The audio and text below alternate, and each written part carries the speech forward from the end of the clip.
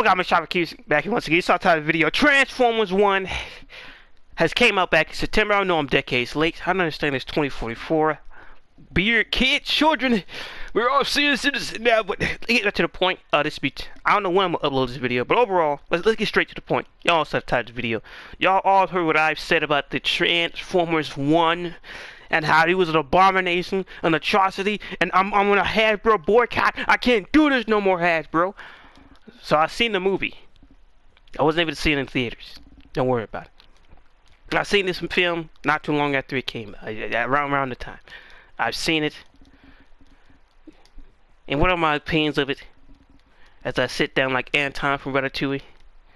After everything I've said, I say overall, damn great, solid movie. Overall, I say it's like a 7.8, but I say it's a solid 8 overall. Overall, solid 8. Enjoyed the movie, and so on. So I'm gonna get slight problems here and there, but overall, solid movie and doesn't disappoint. And the biggest thing the movie does not disappoint on is developing the relationship of the early days of Orion Pax and D16. It does it in its own unique way. All the other questions I had during the rants and reaction video were answered, and I also just proved the fact that sadly, when you cook up a bad trailer and do some bad marketing, instead of showing the fans what we're supposed to show it. And it's, I said the best approach, the way you look at this movie is more of an incredible type of thing where it's made for everybody, but it still carries heavy themes, so it's just like everybody, no matter what age, can watch it, right? That's the type of film that was going for. That's why they had the whole badass tron and so on. So I don't see why saying such mixed things for the marketing, but it is what it is. Everything you see in the movie and the trailer, it fits 100%. It makes sense. Every single question I had was answered, and it's just magnificent. It was great. I don't think Chris Hemsworth should be trying to imitate Peter Cullen towards the end, but overall his performance of Ryan Patch is great. And yes, Bernie from the Monsterverse did an excellent job of Megatron, and it was overall a great, solid movie. It just does not disappoint. It really is tragic that this movie is not going to make as much money as it could. Hopefully it can recoup some stuff through the toys and the merchandise, hopefully, but there's no guarantee. Hasbro is no longer putting money towards the movies and things like that, so we're gonna see what Paramount does into the future. Because they still have the rights to make movies, just for that Hasbro won't be putting all that money into it. It's tragic. I enjoyed Rise of the Beast. I enjoyed Transformers 1. But getting further into the review, when I say everything problem I had was answered, and I only have like small problems with the movie, they pretty much were. Why don't they have T-Cox? Well, because of one of the best villains in recent history of Transformers. Of course, we already know they remix, and remaster characters, but Sentinel Prime, my goodness. This guy, right, Sentinel Prime, is a different breed. To a certain degree, I despise the man, but also I can't hate him. I don't know what it is. It's like an odd, twisted relationship. He's horrible. But he's so great to watch on the screen. I don't get it. This is what I'm talking about. Unbelievable. All of them were like that. So disrespectful. Okay. I don't understand how this works, but it works out so well. Michael Keaton from Key and Peele. You already know I made that video about Bumblebee and what type of character he is, and it's just he was alright. There was nothing wrong with it, and I'm glad they showed up from the rest of the movie. It's just like maybe this is some bad trailer shots, or that was towards the end of the recording, but they do consistently sound like the characters are supposed to, and it's not just in and out. Now there are sometimes you can see, well, that's the key from all the movies. That's the comedy guy, but other times where he actually is doing some good work in there, doing some good dialogue lines and so on and so on. Overall, the animation solid, stories great, and also somebody here is not getting their proper credit. Alright, I enjoyed all the main cast, but there's somebody whose performance is so legendary. I need to bring this man back. Lawrence Fishburne as Alpha Trion is a masterpiece. I don't care what anybody said. Do you see the delivery on his voice? He just like the tone and what he carries. Sentinel is not one of us. I failed you, old friend. You deserved so much better than this end. Minors? Why? Impossible. How can you not love it? For an old guy. Apparently I'm not too old for you. It's just, but Lawrence Fishburne of Alpha Trine is just excellent. It's a masterpiece. It is great. I don't care what anybody says. It's legendary. It really is. But overall, I really do like it. Everything I more or less had is answered, and pretty much overall great, solid movie. What I say is one of my favorites. Yeah, but I won't say I still put the original 1984 over it. Why? I don't know. I can't tell you why. I can't. It's just like what's your infatuation with G1? I can't explain it to you. I can't. But overall, to go through the major plot beats and what I think about it, everything starts off pretty well. Have Orion Pax sneaking into the archives.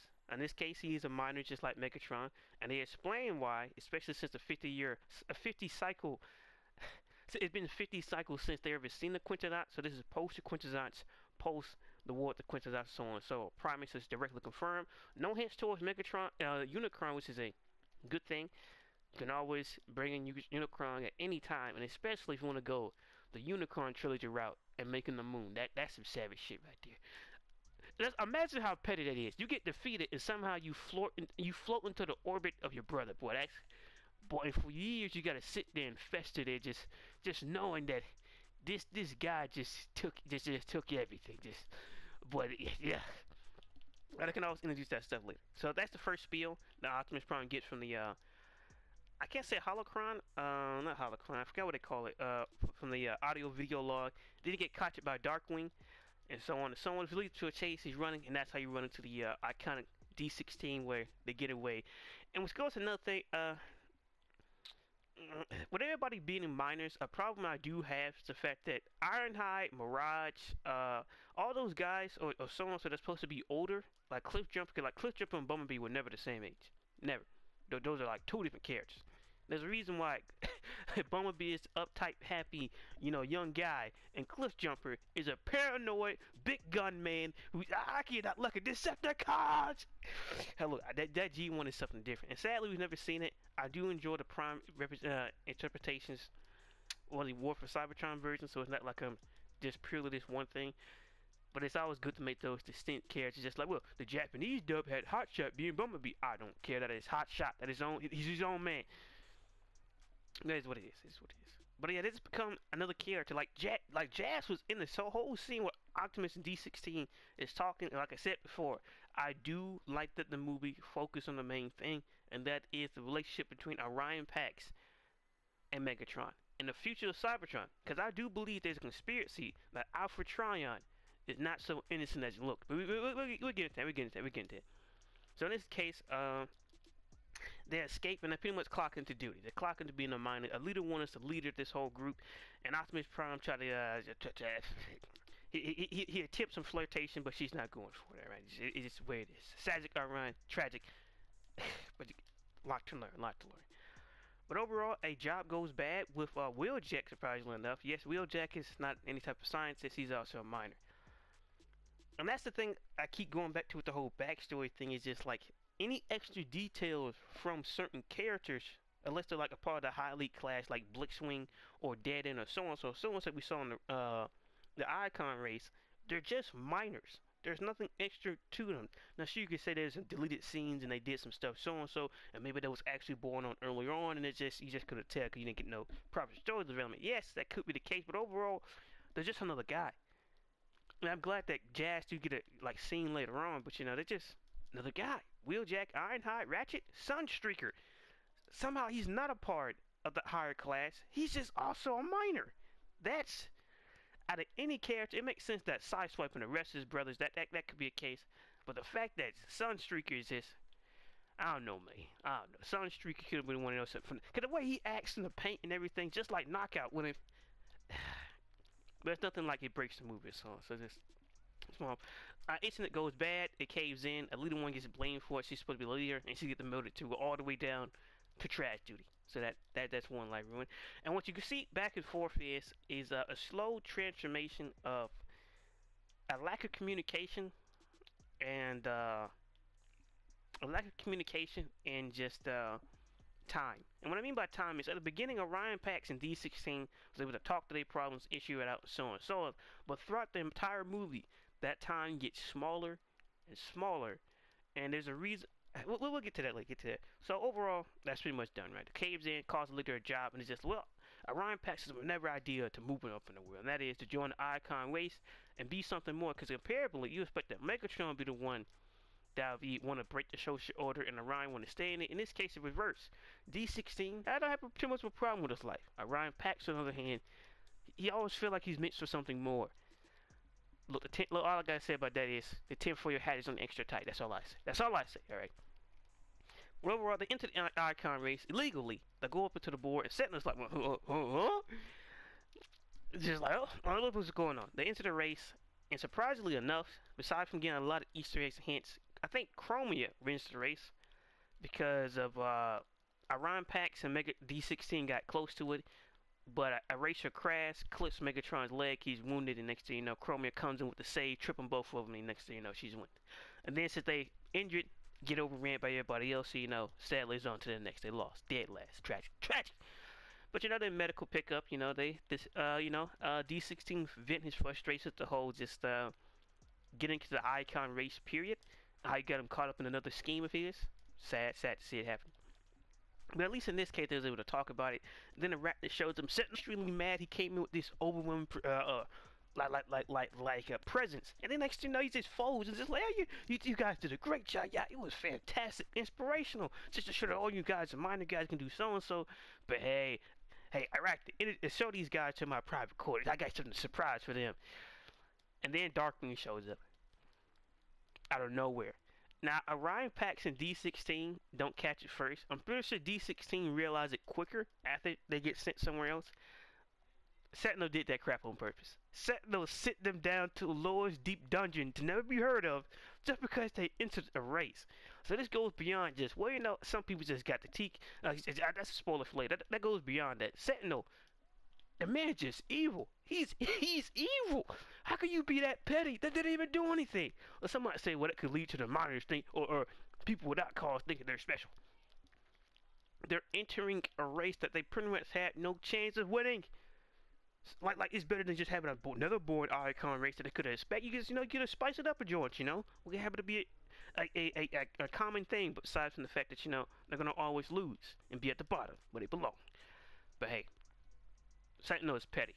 And they sent them all the way down to the deep. Well, I thought they only had 40 levels. Oh no, there's 10 extra more that nobody talks about. Where do we learn that from? After drop Darkwing. Also, the reason why Darkwing is so mad, besides the fact he caught Optimus in the archive earlier, where he's not supposed to be, was because in that Icon race, they managed to trip him up and cause him to crash.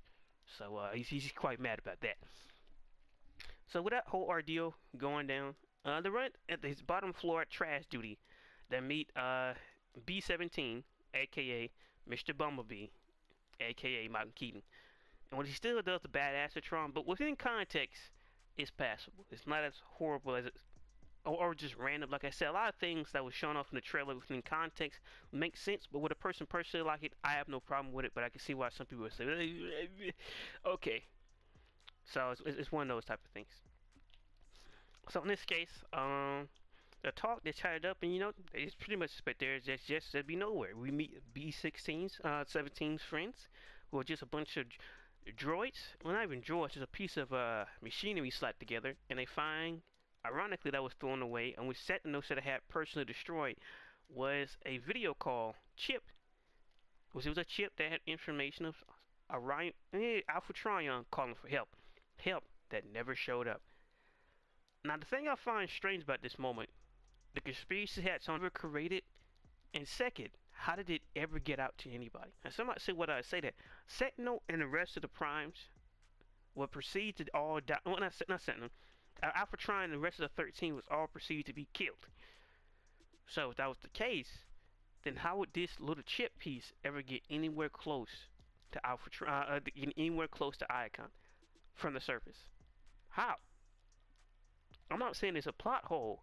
All I'm saying is the conspiracy had its own extra type. Could it be possible that Primus himself was able to do this? Now think about it. Think about it. It might not be as crazy as it sounds, because nobody, like, he called for backup. He did not call it on a trip, so it had to be with a radio. Where was this recorded? Because it was in the news station that shows up later. Sentinel found out about it, he would have had it erased. Why would he personally? Why would he just throw it in the trash? Same way how they snuck in Alpha Trion into Iacon and nobody saw him. If they would have saw Alpha Trion and the Alpha Trion would have spilled the beans, oh my goodness. I'm just saying, man, it's a conspiracy. So from that point, D16, B17, and so on and so on, decided to go up to the train lot and try to go find Alpha Trion, which encounters until Leader 1 with her demoted job of transporting trash in containers. So you was transferring trash from down from Icon to the surface, then why not just burn the trash? Really makes you want that Billy Kimber. So they go up there, the leader don't like it, try to get him out of there. The train is automatic, there's nobody driving the train, so you know, next thing you know, they're all trapped in the train. So I have to realize how beautiful the surface of Cybertron is.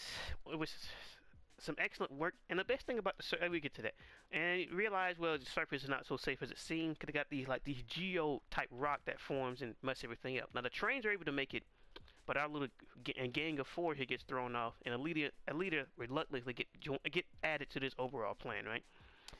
So we get to see some animals in Cybertron, so on and so on. But one of the biggest left plots that's never fleshed out on, but is slowly hinted, is what type of life did Cybertron have before the Quintessence? Because we see on the surface there was whole cities and everything, and the way the Quintessence are scanning through the alright, it leads to a Quintessence chase scene after they see the animals and they go to these city ruins, and that's how we get here, right? But when you see the ship analyzing this and that, it makes you really wonder, what type of condition was Cybertron like on the surface? And what's the only reason the surface looks like this is because the Quintessence and that whole war that happened. We've never got any. This is a big enough hint by itself. That used to be quite popular, or just quite populated on the surface until the Quintessence showed up and causing the whole Quintessence war with the 13 Primes. Technically, we don't know how long the 13 Primes have been alive, so this could be anywhere from maybe a few thousand years to millions of years. We just don't know. It's up in the air. So, with that being the case, where was going? With that being the case, so they pretty much go to these ruins. The animals start to run because the Quintessence ship is coming. They're all high, get away with it, and eventually get close to the spot where the Primes were defeated, sending me back to the Revenge of the Fallen with the Tomb of the Primes. It's kind of simple. And in this tomb, they realize, well, we can see Megatron's head, but we can't find his body. Now, only Megatron sees this to create that trailer moment, but I have an idea of what happens to the record Megatron's body. And technically, we've already seen it. But yeah, we see that. We see we don't get all the names for the 13 in this verse. We know it's Zeta Prime, Alpha Trion. Sentinel wasn't a prime, he was just an assistant. So in this case, they find Alpha Trion still operational. He's in the stasis locker, which I consider to be a transformer coma. They give us an Ultratron. He wakes up, and you know, you get the usual. He wakes up, I'm sorry, Zeta Prime. And that's when he started to reveal the truth, what happens with Cybertron. And the fact that Sentinel showed up his entire race and planet for all the glory of Cybertron, just to get the Matrix, which was snatched away from him. Now remember, maybe it's a conspiracy theory, but I'm supposed to believe that not only can the Matrix just teleport, but somehow somebody got Alpha Trion's Matrix at the right time, before he was destroyed. What are the chances of B16 even keeping that for an eye? What are the chances? Conspiracy? Me thinks not. But in this case, he's told to spill, so on and so on, and Megatron doesn't get decapitated. I'm pretty sure one of the Primes did get overwhelmed and get killed, but that was down like to what, like 12? That was holding off the Quintessence ambush that Sentinel set up for him. And then Sentinel shows up, stab people in the back. Everybody else is distracted. They, you know, shooting, stabbing, and then getting overwhelmed. And next thing you know, it's just down to Zeta. Which goes to another problem I have with the film. It's never discussed where the spark is in these Transformers.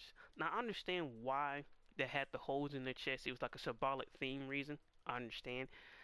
But unless that the teacup moves to their stomach or brain, it kind of seems like they don't got a spark at all. Even when Megatron, it's strange, man, strange. We'll get to that later. But overall, the truth is revealed. And on top of that, we get to see it firsthand, because Sentinel at this current moment, oh, he got to take his trip on the surface. Well, it turns out his trip to the surface was just to pay the Quintessence Energon. Wow. And also that whole, when a leader once assumed that it was taking out trash, it was just delivering all that ore that was mining to the Quintessence. Wow, that's what we're doing, Sentinel? That's what we're doing? That we were doing over 50 cycles of working as a miner, and you're doing this? Really? But you're out there fighting for your life, huh? Okay, okay. So it's at this very moment, for anybody who's wondering, I won't say Megatron changed at this moment, or Optimus changed, but I will say the downfall of D16 into Megatron starts right here. At this very moment, the person that D16 admired, looked up to, and seen as inspiration next to as in a kind of way as a living version of Megatron, but not on the same pedestal, but you know, like another guy from that era, just like, yeah, that changed a lot. D16 was not the same. And on top of that, realizing, on top of not only the fact that they can't do anything about it, that a Sentinel also took all the T-Cogs out on purpose to create this minor class of people on purpose. Like, you can't, like, that. How can you be that evil? How can a person be that evil? How? How? And just like he's non-caring about it. He's just like, you don't give a darn. So when Megatron makes his spiel and talks, remember, so the whole talking thing. At this moment, they're still able to talk. D16 spills to Orion Pack that, you know, that he's mad and frustrated. But not only does he want to deal with the whole Sentinel problem, he wants to kill him. Of him? No, I want to kill him! He wants him to die alone in darkness after he dragged his unconscious body through the mines and let him die. But at this moment, Orion Pack seemingly don't think much of it. But you know who is looking at him? Orion Pack, Alpha Trion. And this is what my conspiracy thought. I personally believe Alpha Trion knew that Megatron was going to go off the deep end. He knew that at that very moment, if he gave Megatron the tools, that Sentinel will be killed that same day. Because remember, Megatron made that whole spiel, and Alpha Trion just looked over him, and the man didn't even flinch. Not even a And that's when he went into the spiel that nobody's born without a T-Cog, and then y'all would be able to get y'all would gain the ability to just change Cybertron's future. What you mean by that? What you mean by that? I'm telling you, man. I'm not saying that he started the Decepticon Autobot war, but I am saying that there is no way Alpha Trion did not know that his actions, just giving Megatron a T-Cog, which is the only reason he believed that he couldn't kill Sentinel, wouldn't be a bad idea. Not after what he just heard. I just think personally, not only that somehow Alpha Trion knew that Arachnid saw him, that it was only a matter of time. I personally believe, in one way or another, he set that time bomb on Megatron, and he knew that Sentinel was going to die. Now, from that same merit, he also influenced Optimus. Now, some might say, why? Was it because of Primus? Halfway. Now, some might say what I mean by that. He obviously could see the better future inside Orion Pax. He obviously could. And maybe Orion Pax is going to be an insurance plan that even if Sentinel dies, or if Orion Pax could stop D16 from going any further than that, that the future of Cybertron would be quite high, would it not? Everybody would get what they want. Everybody. Sentinel would be gone. And Iron Pax and D16 has the leadership capabilities to lead Cybertron to a better future. And that's why he kept talking to Orion Pax the way he did. Especially towards the end before they all left when the Quintessence were coming. Well, Sentinel and his Armada was coming to deal with him. But hey. Which goes to another thing, right? There's multiple times throughout the movie where a character that shouldn't be beaten easily gets beaten. A perfect case for this is Alpha Trion. Alpha Trion, this 13 Prime, no matter how wounded he is, can still transform, can shield, manipulate matter, do so and so. Of course, the Prime get extra abilities, right? But then Arachnid shows up, and it gets welled on, and we don't know what happens off screen. No, pause. We do know what happened off screen. We'll get back to that. But the group is running. A leader 1, D16, B11, and so on. So they're trying to transform. That's where we get the whole scene from the trailer, on which with context makes a lot of sense. Even on top of that, I just find it strange that everybody in this group, only Megatron's transformation has a gun. I felt to believe that Alpha Trion did not know what his fellow Primes could do. I'm supposed to believe that coincidentally, Megatron transforms into a tank. Okay, okay. But in this case, he is the first one of the group to kill somebody. He shoots this guy in the back, and he does not give up. That dude is dead, and he started laughing about it, laughing. Yes! Hey, whoa, buddy, you? At the fact that he can transform after all this time, after all these years of suffrage and being treated as less than, he can finally got it. But if Orion Pax was paying attention, he would have realized that D16 was not happy because he could transform. He was happy at the possibility of getting his hands on Sentinel and killing him. And that's why he took the map and stuff that Alpha Trion gave him. And then when Megatron turned around and said, "I got it."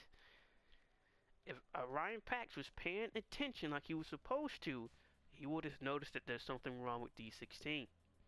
But once again, well, he don't really dig too deep into it. Like later on, when I was heading towards, we go to another kid. We never learned how Dixie Tinton even know anything about the High Guard, but he does. Could it be explained in some side comic book? I would like to see it. Are most people going to read it? No, because most people don't like to read. So it just is what it is with that. But Orion Pax catches up with Megatron, and they talk some more and discuss. You see, once again, Megatron is filled with a whole lot of rage. But not just any type of rage. A one-sided, forwarded rage of just straight murder. It's not a question of if Sentinel's going to die. It's going to question of when Sentinel's going to die. And before they're able to dig too deep in this conversation, like I said before, it gets cut off. When the High Guard sees them, captures them, and do so and so, right? With the introduction of Starscream, a sound wave, and shockwave, on which, before I recorded this video, I was like having this conversation with myself talking about this movie, and I thought, why not just make the shockwave character? Instead of having Shockwave, you could save him later to be a scientist, and just have this to be not any scientist, but Sentinel scientist, or just on the move, some research project, right? You never know. You never know. But it could be a part of high-class society. It could be a sick pup. You never know. But in this case, wouldn't all the Shockwave scene make sense if Shockwave was Lugnut? Think about it. They both got one eye. A little one can punch. Like, besides from Lugnut being like a little bit bigger, which would have made it funny when he got punched in the eye and he folded like a lawn chair. That's the only difference. If Shockwave was Lugnut in this movie, it would have made so much more sense. It would have made more sense instead of Shockwave being a comedy guy. I don't hate it. But Lugnut would fit this role excellently. With overall being bigger than Megatron, giving me some Cybertron flashbacks, but it's not that same scenario. Which goes into another moment where it's only till now, with the whole High Guard base, and Megatron getting into a fight with Starscream, that he's able to see that Megatron could be on this path of never going back. And what I meant by that is, after nearly splattering Starscream's dome all over the pavement, he riles up the High Guard, and he's surrounded by them. And Orion Pax looks at him like he's just so far away, like he's this friend he's known is slowly not even being there anymore. And then, of course, instead of being able to have that conversation, so how when the High Guard interrupts, Sentinel and Arachne interrupts with their whole armada to capture and arrest everybody. Now, not everybody get arrested. Optimus was buried. A little one, we don't know what happens, but and Starscream folds up like a coward. My goodness.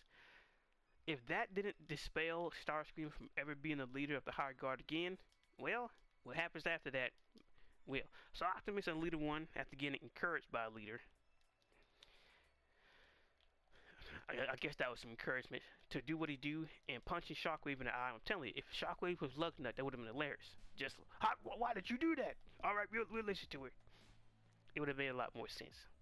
Soundwave being the more calm, collected of the two, but he can still play into the comedy thing, right? You can stretch out some of the Soundwave comedy. Shockwave, it depends what incarnation, but if he was Lugnut, it would have made a lot more sense. But we go over to the great scene, right? Besides from Alpha Trion getting executed by Sentinel earlier on, yeah, that happens like before the High Guard scene. Oh yeah, he gets executed, he dies. Sentinel's like so disrespectful, like all of them are like this. You know, Sentinel, if you would have just talked to the guys, maybe they would have listened. Now, I don't know. It doesn't justify doing this to your own group of people. Let's go. We will get to that reactor thing. It's nothing awful, but it's some thoughts, right? So after that, what else? They're gonna use the train with the high guard. So back to what I was talking about. So to catch back up, we start back with a D-16, B-17 Starscream in the game being captured. And ironically enough, Thundercracker and Skywarp is in this movie is the fact that they changed Skywarp's face design and Thundercracker, I guess, somewhere there. So we're not gonna go with the them being twins type thing. They're just some other guys that just look similar. It is what it is. But in this case, what was going? The captured Sentinel's Prime like, well, it's gonna be a great idea when I reveal you the icon to be treacherous traitors, and you're gonna be executed live for the Sentinel. And then Megatron's like, I'm not a traitor, you're the traitor. And Bumblebee's like, no one will believe this. And Sentinel's like, they'll believe anything I say because the truth is what I make it. And then if Starscream being a coward didn't make Starscream no longer the leader of the High Guard, and him getting beat by Megatron, this most certainly did.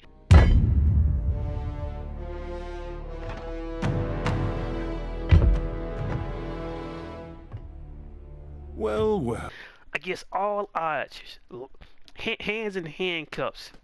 Megatron stands up. He's like, I'm not going to kneel to you. Saturn's just like, oh, you feeling tough now. And Megatron's like, you want to know why? Because I no longer got anything left to lose. Because you took it from me. And the savage Sentinel said, I sure did. I sure did. He doesn't deny any of it. Just, I sure did, buddy. I sure did put you down there with Dark Queen. I sure did take everything away from you. Just like, jeez. Just don't, like, with no regrets. He don't regret a darn thing. Like, oh, darn, Sentinel. Jeez. But, what else?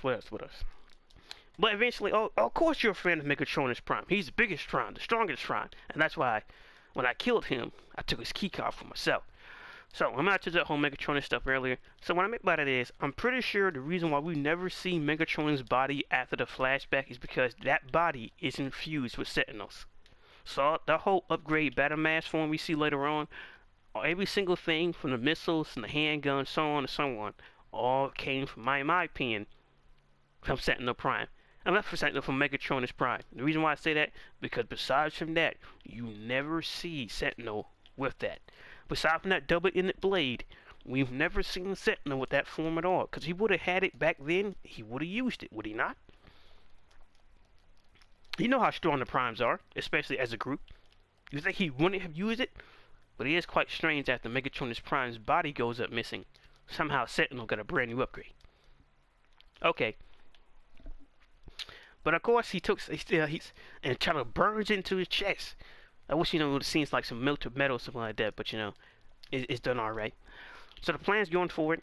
Megatron is able to get back to the miners. Boy, he's stretched out. He's stretched out Darkwing. Stiff. Crashes the arcade machine and everything. And he's able to ride up the troops. You get to see RC, Sideswipe, Jazz, Ironhide. You might get a cameo from Ratchet. But there's a lot of cameos if you pay attention to colors and faces in this group, and it's definitely followed up upon later in the movie. Especially, so that's how I knew that doing that scene, Sunstreaker is there behind Optimus. He's there. But Optimus rides up the troop with an amazing speech. They fight out together. So when they believe the train is not going to make it, because remember, they're going to come back on the train. He comes through full splats. The miners comes in, tearing things up. Aratin attacks Optimus and claims that she sees everything. And Optimus is like, you're right, aside from the fact you're about to crash. He gets in, things crash. Remember I told you the whole thing about the Sentinel thing, about people taking damage? Now here's about to come up. So this is another case where Optimus shows up to save them. And then Optimus frees Megatron. And he's just like, well, I'm going to do this by myself. I'm going to find and do something by myself. They could have talked about it. They get a chance to because of what? Time. So later on, Sentinel reveals himself. Optimus like, it's over, Sentinel. We're going to expose the truth. Truth? What truth? That I picked the key cards from your chest? I may force you all to be miners so I can live like a king? The truth down here is what I make it. And let's look at the transformation. Remember, Orion Pax comes up with this plan to expose Sentinel. Don't you guys think it's a little strange that Megatron that Orion Pax just leaves Megatron to fight Sentinel 1v1, a fight that he had no. If the four of them couldn't do anything to him, what chance does Megatron have? And remember, he just leaves him. He don't try to drag him or do nothing. Now, some might say he was stubborn. He was going to do so. Orion Pax didn't even make an attempt. It's another case that they would have tried to talk. Will never happen. But I go on. Boney gets his upgrade. Well, upgrade. And what's another thing? Somebody said, well, some of this stuff is so and so. The reason why it's never just a big ordeal where it seems like it comes out of nowhere, because most of these abilities only triggers when the person's in danger. Especially with Orion Pack, but we're going to get that some other time. So they blast off to the thing, and when we get this 1v1 with Arachnid and Alita 1, they get knocked around some, and then Alita crashes into Arachnid, they crash into a rooftop, and she smacks her with her own leg, and she never gets back up again. She's just done. Took out Alpha Trion, her own leg. Okay. But that's pretty much that ordeal. They show up and they start playing the footage, which says make a D16. But in that replay, what truth? And you can see Ironhide down there working in the mines, and he flips over something just like, ah, traitor, traitor. Cybertron now sees Sentinel as a traitor. Megatron gets back up and tackles him. Now you would expect, well, you know, he hasn't really taken too much damage, that, you know, even while fighting Megatron, whether he has control or not, he'll be able to fly better, you know, do something better. But he crashes into one object, and he's done. He crashes into one object, he could no longer fly, he could no longer transform. He's just pretty much crippled and just crawling around on the ground for the rest of the movie. Okay, and that's when Orion Pack shows up. Hey, Megatron, we revealed the truth. This is not the way. Don't be like Sentinel. And Megatron's like, you deserve to die. Why can't you see that? But it's really when Optimus had the nerve to tell this man to not be like Sentinel. Megatron's like, are you serious right now? Don't be like Sentinel. Pax, you need to move out of my way. Before I move you myself. You get to move out of my way before I move you. And he punches him. And then he kicks him away like he's trash. Let's say at this moment, they were still friends. But, you know, sometimes you got to get out of my way. And I'd say the exact moment where they were no longer friends. But in this case, you know, hey, you better get out of my way. So, what's the biggest point of why Megatron chose to not save Orion Pax is purely because Orion Pax was willing to throw his life away for one of the worst scum of Cybertron he's ever seen. Even after everything Sentinel has done, after everything, he was willing to save this trash over himself. And it's just like, are you serious? After everything this man has done, after what he's done to everybody, to everyone, you would still save him. And that's why he told Orion Pax, I'm no longer saving you. Because why would you do this? Why? Why? Why? But I will still argue, even with him not trying to save Orion Pax, that was still friends at that point. So Orion Pax is saved by Primus and is given the Matrix. Not, hey, look, wait. All I'm saying is, Primus knew what he was doing. Alright, that's all I'm saying. And then we get this excellent scene where Optimus is falling, and Megatron just tearing through the leftover Sentinel guard, and just tears Sentinel clean in two, like Jazz, and so many others. When Megatron get his hands on you, 9 times out of 10, you're gonna die. It's just the way it is. It's sad shit happens. But you know, Sentinel, much as I love to see him on screen, I can't shed no tears for him. So, let's go to another theory. I do believe there will be a hint towards Megatron transforming into a gun. Now, some might say, what do I say that? The spark that he gets, I believe it's called Megatronus Prime. Not Megatronus, Microtronus Prime. Micro. And we all know the Prime has its ability. So maybe Alpha Trion was to move gravity or manipulate matter, right? What if one of the Primes was able to turn small? If that was the case, then it would explain G1's Megatron gun transformation and the side morphing thing. And it also explains how Soundwave can get it if he was one of Shockwave's experiments, or potentially Wheeljack's experiment, to try to replicate what Microtronus Prime could do. Could be. Who knows? But yeah, he takes Megatron's prime T-Cog, on which we never see where the spark is located. It's right there in the center chest. It is what it is. But yeah, it becomes pretty much the Megatron we know. You get a bigger fusion cannon, get the final head design excellent, and Optimus Prime comes back as Optimus Prime. After Primus sees him worthy of the Matrix and to lead the future of Megatron, we get the dialogue from Alpha Tron. I'm telling you, Lawrence Fishburne's performance is underrated. When it comes back up, and also another case, I don't believe that G16 was going to kill Bumblebee and a little one at this moment. He was going to critical injure them though. That's not off the bar. But I don't think he was willing to kill anybody yet. So until, well, for two things. For one, Optimus came back, and out of all people, the man who threw his life away for trash gets the Matrix. And then secondly, after the big fight, on which I don't think Megatron needed any help from the High Guard that just showed the hop in Starscream, stop it. You're not the leader of this group no more. Stop it.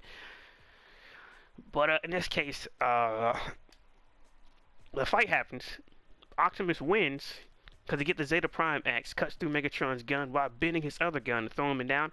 And it wasn't just something that comes out of nowhere, like I said before. To this point, Optimus didn't really go into like any real situation where like he was going to die. So Megatron just had it because he was upset, like really upset. He was about to blow Megatron's dome clean off his face. Right, he was in that fight. Optimus, on the other hand, sure he had an encounter with some guy man at a hamburger, and it just triggered from like that. From that point, go back to the main point. Well, the last point that really broke the friendship down, and the communication just would have solved this, which is when Megatron chose to exile Megatron and the entirety of the High Guard from Cybertron. That was the straw that broke the camel's back. That was the point of no return. Because up to this point, you can argue, even with Megatron absolutely accidentally shooting Orion Pax, that they still could have been friends. After being exiled, there's no going back from this. And for what this movie does excellently is to explain why in multiple series, Orion Pax and Megatron claims to be friends. Well, not to be friends, claim to be used to be brothers, but no longer are. Because in my opinion, the way I had a chance to talk earlier, uninterrupted by Arachnid, uninterrupted by the High Guard, uninterrupted by Sentinel Prime and doing so-and-so, if they would have had more time to talk, they would have been able to go over this. But they didn't. They didn't, which will lead into why. Well, Optimus, why don't you just kill him? Why don't you just kill Megatron like you had a chance to smash him to pieces? Why? But you let him go time and time again. It's because, in a way, in one form of faction, that's another thing, right? If they would have had that proper conversation, they would have got some real true closure. Whether Megatron was going to be bad or not, which could lead into the IDW thing or not, which you want to believe, they would have had the chance to have that talk. It would have been more accepting how things would have turned out. And at that point, it would have been, well, there's no return for Megatron, just shoot him. No, know that. Same thing with Optimus. Well, that's why Megatron tried to force Optimus and follow Cybertron to see his points. I will stop when all of you are dead. Love that line. Stop it, Megatron. I will stop when all of you are dead. He could have shot Megatron right there, Optimus right there. Why leave him alive? Because you wanted to prove a point. The same point you've been trying to prove ever since you wanted to kill Sentinel. That Megatron's way is better. Fun fact. Every single version of Optimus and Megatron is always bigger throughout this entire movie. When he stopped Darkwing Punch that would have flattened that would have flattened Orion, he was always bigger. Could it be that he was destined to kill one man? Who knows? Who knows? Who knows? Who knows? That's what I'm saying. Overall, the Matrix brings back not only just the Energon, but a well of T-Cogs, gave everybody T-Cogs that we get to see, you know, Ratchet and Ironhide get the T-Cogs, so on and so on. And that's where you get to see Mirage, Sunstreaker, Sideswipe, which is an excellent cameo for Sideswipe. Ends with Optimus sending out a message like he's Bayformers, Optimus, and he's just like, hey, Quintessence, you never come back here again, you understand me, son? Never come back here. Never. And Megatron becomes officially starts the creation of the Decepticons. Now, why don't we ever hear about a Kaon? Maybe in this universe, you know, I built Kaon with my own bare hands. It could be a case like that. But another problem it has in the movie is, if we just had to deal with one rotten prime, what would make them so willing to accept another? Now, some might say, well, unlike Sentinel, Optimus had the Matrix. Sure. But Sentinel also came back with a story. Now, whether he had the Matrix or not, it's just, I don't think all of Cybertron would have been so willing to flip. So that's why when Megatron ripped Sentinel apart, I would expect to see some vehicles driving away with him. Why would I say that? Quite simple. Shouldn't some normal people also agree, especially those miners that was down there being forced to work themselves to death? Man, no, he just flies up with the drives off with the high guard, which is okay. But overall, it was a solid move. How they gonna follow up the whole Quintessence thing? Cause what? Because one person said I can't come back, I'm not gonna come back. Of course, they won't spin the block. Open up your fat mouth. You call for the devil, he shall show up. So the Quintessence like, I'm here. What's with it, son? So we ever get to see a sequel? I don't know. I say through a comic book or game, but you should have said most people don't read. At least it'll give some ending, some form of fashion of ending, or what could be the next follow-up. Because it easily could be followed up with a game or a TV show or so and so.